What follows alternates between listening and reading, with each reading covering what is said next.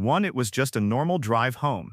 The same road she had taken 100 times, same streetlights, same turns, nothing unusual except the car behind her that would not stop flashing its lights. She assumed road rage. She drove faster.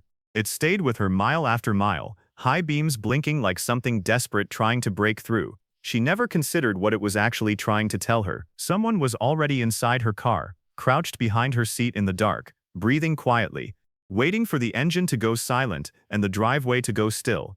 The car behind her could see the silhouette, she could not. The FBI does not file this under folklore. They file it under documented attack patterns, confirmed cases, real predators, real backseats, real women who never understood the warning until it was already too late.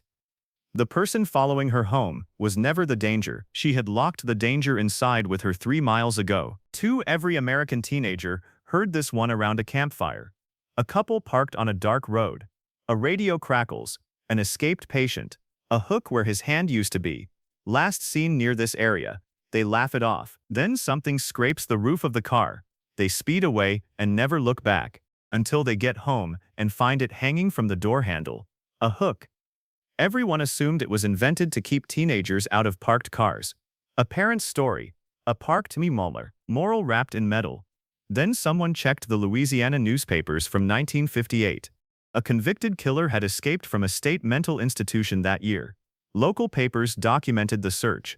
The geography matched the legend almost exactly. Same roads, same area, same timeline. Nobody invented the hook man around a campfire. Someone met him on a dark road first. And the couple who drove away that night never knew how close the hook came to never being found on a door handle at all. 3. The children were asleep. The house was quiet. The job was easy. Then the phone rang. She answered, expecting a parent checking in. What she heard instead was breathing, then a voice, low and certain in a way that did not sound like a prank. She called the police.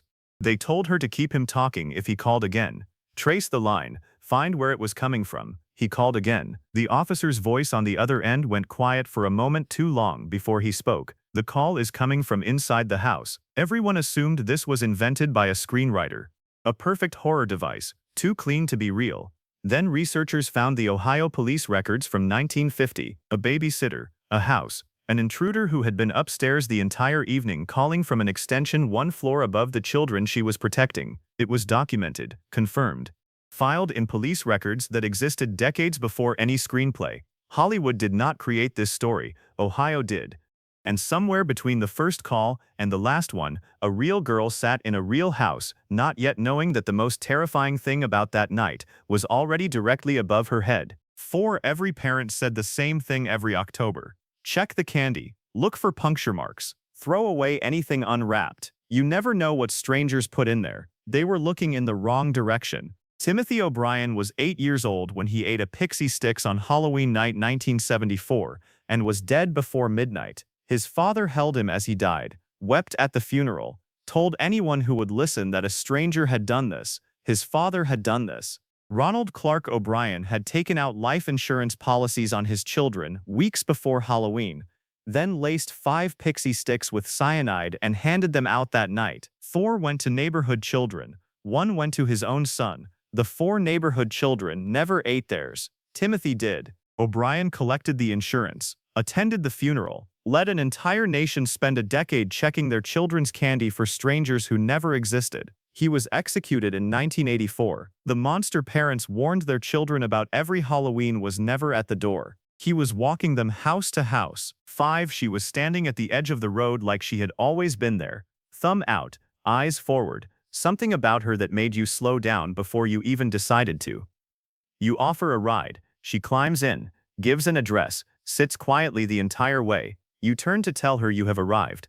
The seat is empty. You knock on the door of the address she gave you. An old man answers, looks at your description, goes very still. That was my daughter. She died on that road 20 years ago tonight. Everyone assumed this was a ghost story told to frighten people away from picking up strangers. Nobody looked at the California highway reports from the late 1960s. The Zodiac killer did not choose his victims randomly. He specifically hunted hitchhikers on Northern California roads, young women standing exactly where the legend always placed them, waiting for a car to slow down. Some never vanished mysteriously, some were never found at all. The ghost was not the frightening part of this story. The frightening part was every car that stopped before the wrong one finally did. 6. You have been drinking it your entire life, every glass of water, every morning, every city, every home connected to a public supply across America. Nobody asked you, nobody told you. It was simply there when you turned on the tap, and it has been there since 1945. The government calls it fluoride, says it protects teeth, says the amount is safe, says the science is settled. Then in 2020, a study published in JAMA Pediatrics found something the government did not put in the press release: a correlation between fluoride exposure and reduced IQ scores in children. Not a fringe study, not a conspiracy blog, one of the most respected medical journals in the world. The conspiracy theorists were never actually afraid of fluoride. They were afraid of a government that decided what went into the water without asking the people drinking it. And the most unsettling part of this story is not what they found in the water. It is how long everyone drank it before anyone thought to look. 7. In 2016, something strange moved across America. Clowns, standing at the edge of woods, near school playgrounds, at the end of empty streets, just standing, just watching. Documented across 48 states in a matter of weeks. Psychologists called it mass hysteria. Media called it a hoax. Everyone agreed the fear was irrational. Nobody asked where the fear came from in the first place. John Wayne Gacy performed as Pogo the Clown at children's birthday parties across suburban Chicago throughout the 1970s. He painted his own clown face, made balloon animals, made children laugh. He murdered 33 people, buried 26 of them under his house. The fear of clowns did not begin with a horror movie or a campfire story. It was burned into American memory by a real man in real face paint who stood in real living rooms while parents watched and children laughed.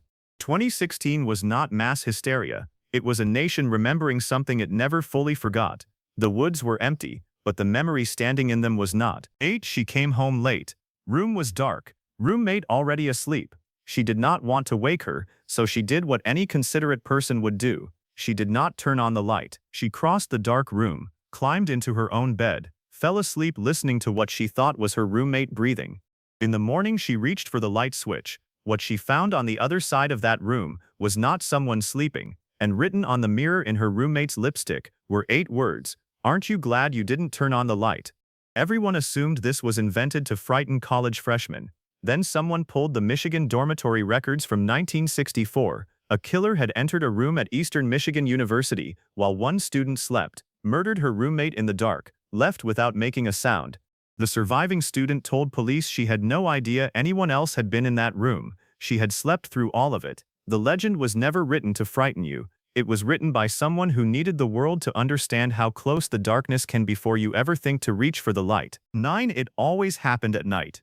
A window. A strange sweet smell drifting through the screen. Then the paralysis. Legs that would not move. Arms that would not respond. People pinned to their own beds in their own homes, unable to call for help or reach the door. 25 families in Mattoon, Illinois reported it to police in 1944. Investigators did not laugh. They could not, because the smell was real. State investigators confirmed unusual chemical odors drifting through the town after dark. Something was moving through Mattoon at night, and it was getting inside. Then someone looked at the industrial plant on the edge of town. It had been releasing chlorine compounds into the night air for months, invisible, odorless enough to go unnoticed until it reached the right concentration in a closed bedroom on a still night. No figure in a mask, no phantom with a canister, just a factory running its processes after dark while an entire town lay paralyzed and terrified inside homes they thought were safe. The phantom was never human. It was something worse.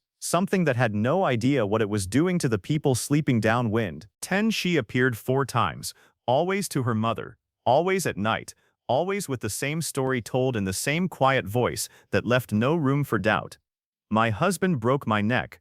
Zona Heaster-Shue had been found dead in her home in Greenbrier County, West Virginia in 1897. The doctor who examined her noted nothing unusual. Her husband had dressed the body himself before anyone arrived, held her head so carefully during the viewing that nobody thought to question why. Her mother questioned everything. She took her daughter's ghost testimony to the prosecutor.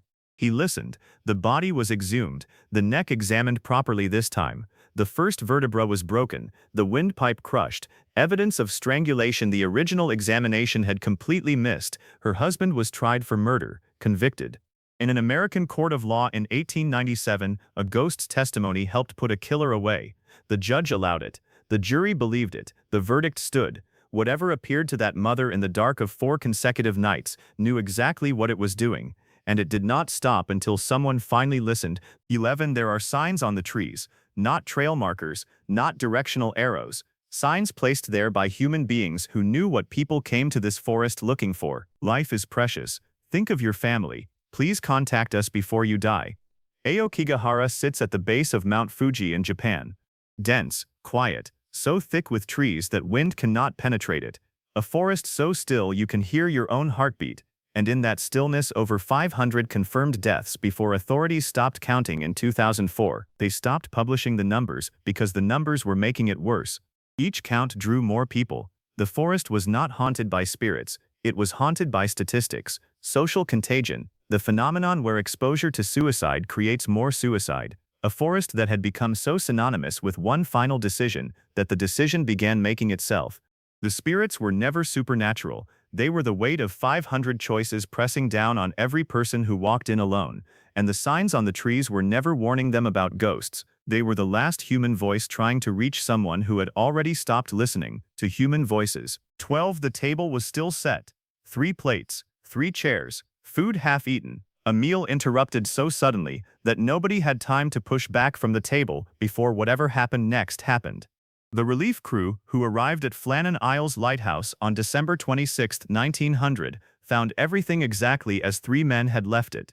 Except the 3 men. No bodies, no note, no sign of struggle. The lighthouse log had entries until December 15th, 11 days of silence after that. The clock on the wall had stopped. 2 sets of oilskins still hung by the door, meaning at least one man had gone outside in a Scottish winter storm without his coat. Why? The official investigation concluded, after exhausting every explanation available.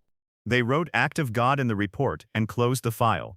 3 experienced lighthouse keepers, one of the most remote outposts in Britain, a half-eaten meal and 11 days of silence that has never been explained in 120 years of trying. The lighthouse still stands on those islands, still operational, still watched over, by someone. 13. They called it a haunting because that was easier than the truth. Highway 16 stretches 450 miles through British Columbia, remote, isolated. The kind of road where a person standing alone at the edge of it looks smaller than they should. Since 1969, at least 18 women have disappeared or been murdered along that highway, mostly Indigenous women, mostly unsolved. Canadian authorities acknowledged the pattern in 2005, acknowledged it, noted it, filed it. The investigations that followed received a fraction of the resources given to cases involving other victims on other roads in other parts of the country. The women kept disappearing anyway. There was never a ghost on Highway 16. There was never a curse or a supernatural force pulling women into the dark. There was just a highway where certain women were considered less urgent, less investigated, less worth the full weight of the system that was supposed to protect them. The haunting was not what took them. It was what happened after. The silence that followed every disappearance, as reliably as the disappearance itself. 14. They were afraid to fall asleep. Young men. Southeast Asian refugees who had survived war, displacement, and everything the world had thrown at them to reach America. Safe, finally. Settled, finally. Terrified of closing their eyes. They told their families about the nightmares. Something coming for them in the dark. Something that felt more real than a dream had any right to feel. They begged their families to keep them awake. Some families could not. Those men did not wake up. The CDC documented dozens of cases in the late 1970s and early 1980s. Young healthy men dying in their sleep with no medical explanation, no heart condition, no illness, no cause that any autopsy could name. They named the condition sudden unexpected nocturnal death syndrome and quietly filed it away. Wes Craven read those CDC reports. Then he made a movie about a killer who murders people in their dreams. Everyone who watched it thought it was fiction. The CDC knew otherwise, and somewhere in those filed-away reports are the names of real men who tried to warn their families about something coming for them in the dark. Nobody believed them either. 15. On June 26, 1284, 130 children walked out of Hamlin and never came back. Not a legend, not a fairy tale, a date, a number. A town record that survived 700 years because the people of Hamlin needed the world to know something had happened, even if they could never explain what. There was no magic pipe, no supernatural figure leading children into a mountain that swallowed them whole. There was a man with a promise, land, independence, a future in Eastern Europe that a medieval German town could not offer its youngest people.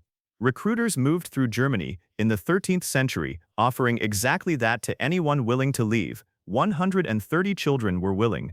The town could not accept that, could not live with the idea that their children had chosen to leave, that something elsewhere had called louder than home, so they invented a villain, made him magical, made him vengeful, made the leaving something done to them rather than chosen freely.